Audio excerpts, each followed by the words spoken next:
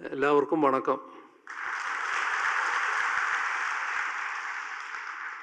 Chairman of this seminar, Comrade K. Balakrishnan, Comrade Prakash Karat, Honorable Higher Education Minister, Karnataka, Dr. M.C. Sudhakar, Honorable Chief Minister of Tamil Nadu, and my brother M.K. Stalin, and other distinguished guests and friends. I am very happy to speak in this seminar on Union-State relations being held here today as part of the 24th Party Congress of the Communist Party of India Marxist. The issues in Union-State relations have become a major discussion point in the present day public discourse for more than one reason. In view of this, the seminar here has a very significant contemporary relevance. Over the last 7 decades, there have been consistent demands for restructuring the powers of different tiers of government, both from the political and fiscal sides. In the 1980s and later, in the first decade of the 2000s, the Union government appointed the Sarkaria and the Punchi commissions to suggest measures in this regard. These commissions submitted many useful recommendations. Unfortunately, not many of them have come into effect. Nevertheless, there have been changes. If we look back a little into history, it can be seen that our constitution was framed under the abnormal circumstances, that is, in the aftermath of large-scale communal violence and bloodshed following the partition at the dawn of independence. Given this atmosphere that prevailed during the time when the Constitution was being shaped, it came to contain very strong centralizing features and emergency provisions. Be that as it may, the question that bothers us most in the present scenario is whether in recent times our polity is becoming more and more unitary in nature, even during normal times. This, I would say, is the peril faced by federalism in India today. The prospects ahead depends on how best we are able to counter this tendency in a democratic manner. Federalism is now judicially recognized as a part of the basic structure of our Constitution. There have been interventions from the Supreme Court and the High Courts since the 1990s, when powers under Article 356, which enables the Union to take over the administration of a state on perceived breakdown of the constitutional machinery, have been invoked.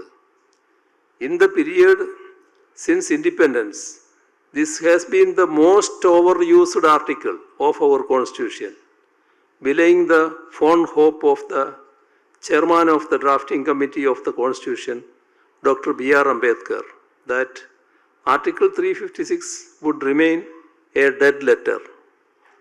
Having said this, I would now turn to the fiscal side before discussing the political aspect in Union-State relations. Mutual respect and recognition of powers of the states in their constitutionally provided legislative domain is the basic principle of a federal setup. States are facing an inbuilt imbalance of fiscal powers, as stated clearly by the 15th Finance Commission.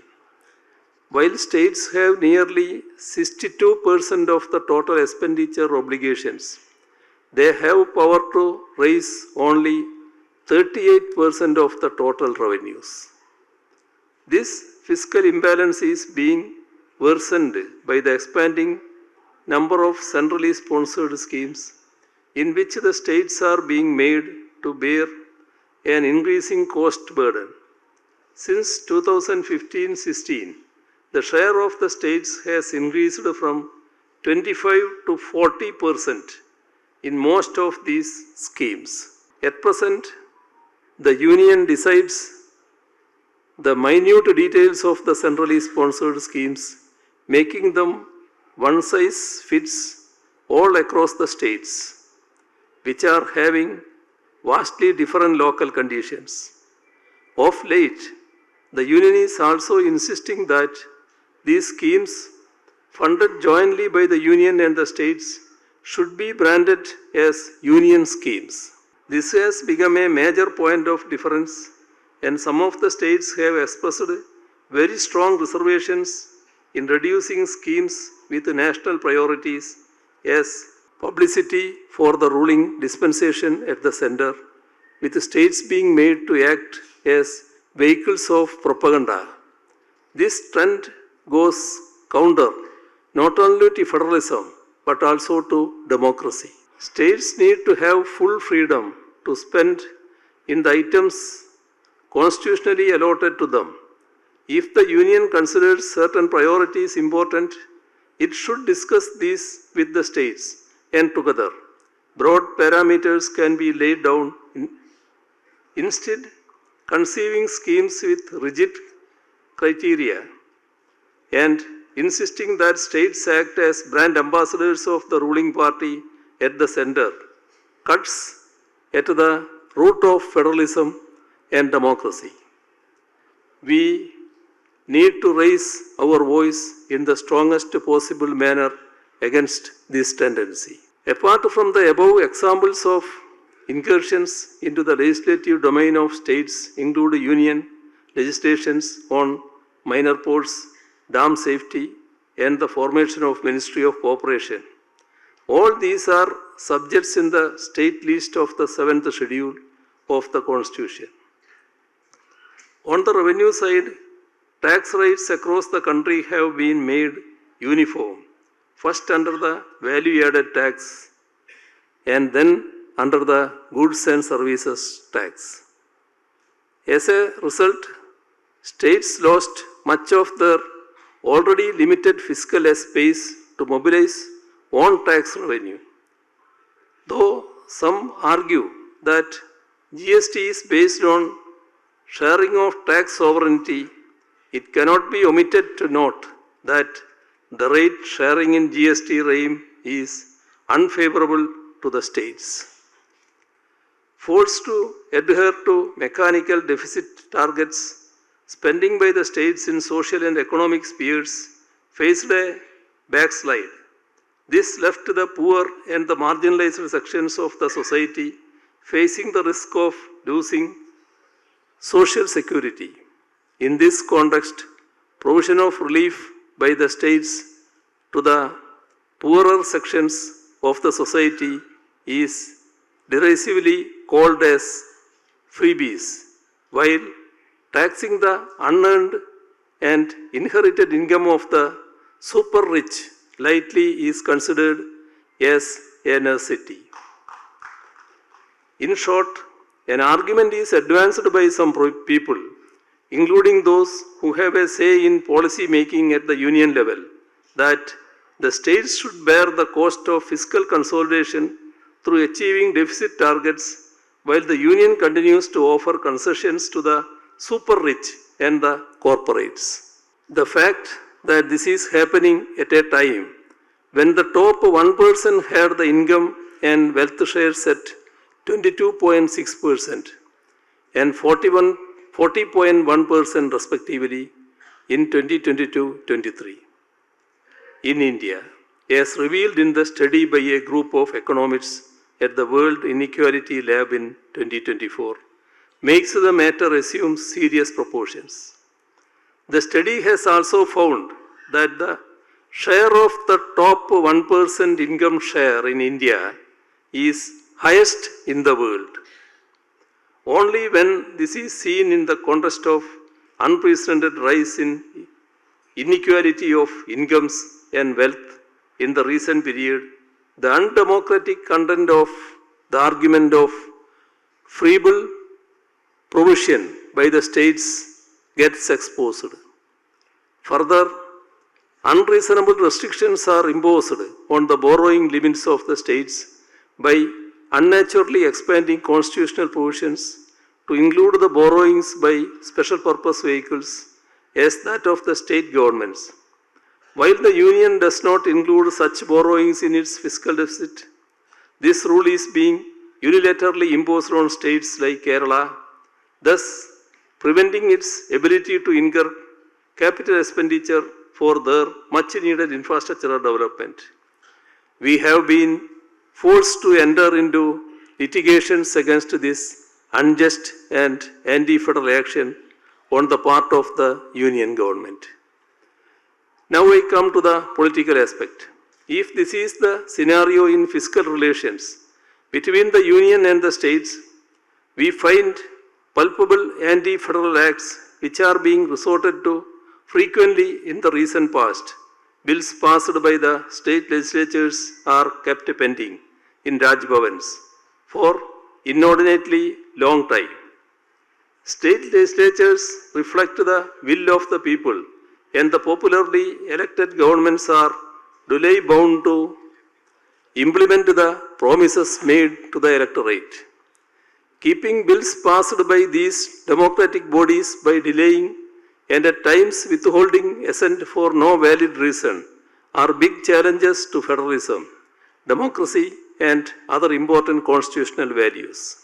When one turns to the debates of the Constituent Assembly, it becomes evident that there is no discretionary veto power that can be exercised by the governors on the bills passed by the Legislative Assembly. Despite this clear intent in the Constitution, many of the states ruled by parties other than the one running the Union have faced this arbitrary action in the recent past and have been forced to move the apex court.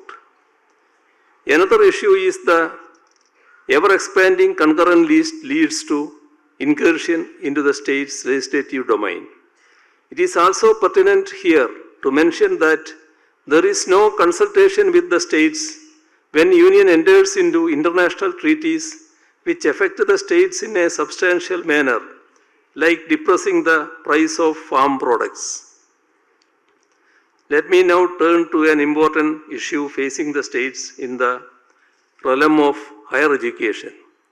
The present BJP-led Union government is moving ahead with measures to tighten the communal grip of the Sangh Parivar on the higher education institutions in the country, many of which have been formed by state legislations and are being substantially funded by the state governments.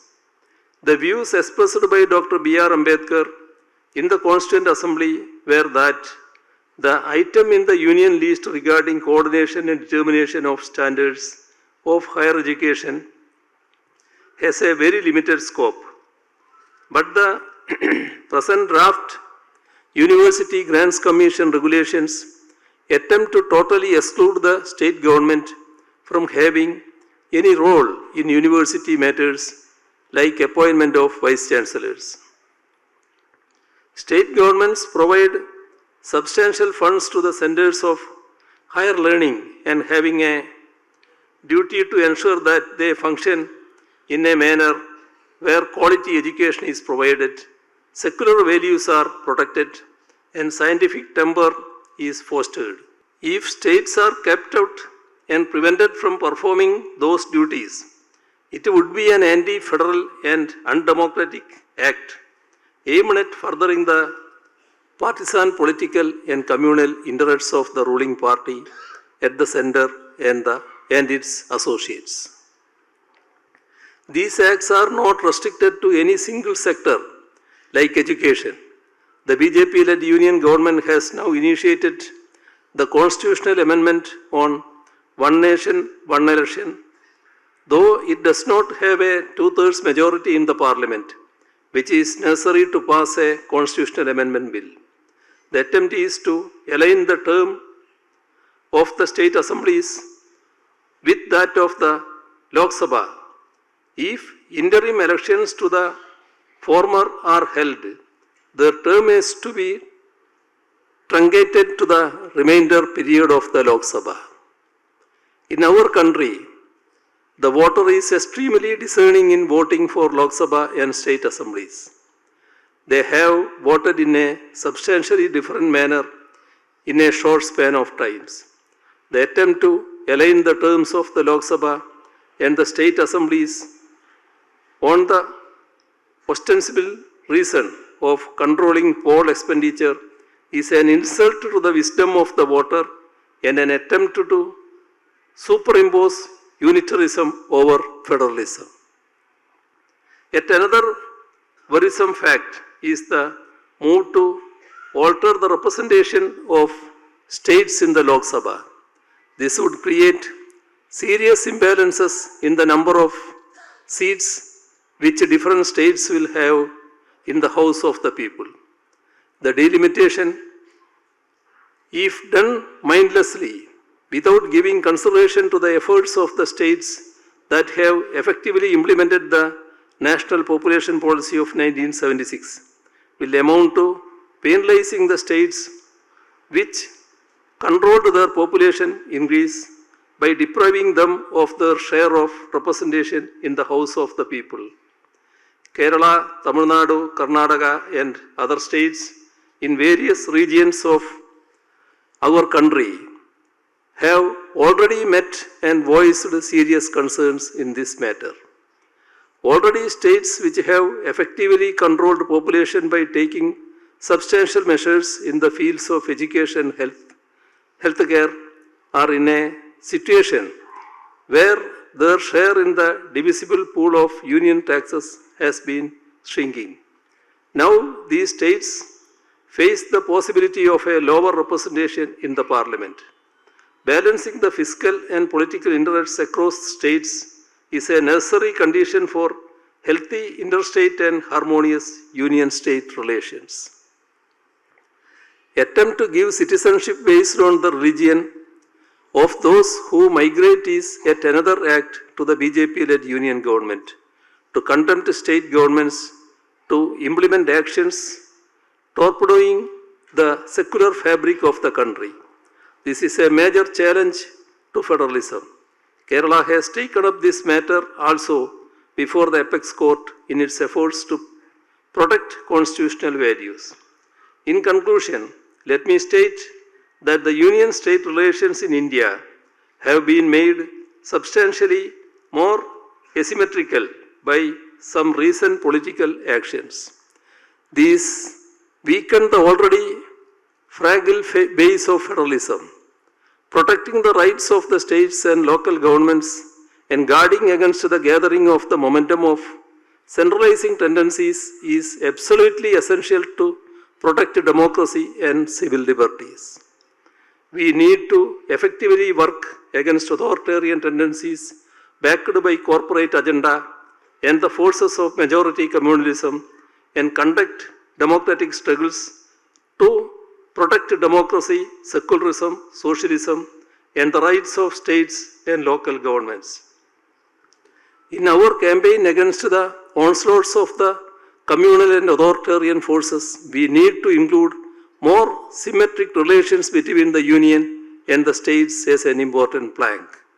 I hope that discussions and seminars like this one will go a long way in bringing these pertinent issues to the attention of the public and create a powerful opinion which would help in taking forward our efforts to protect constitutional values and principles held aloft by the nationalist movement. Thank you.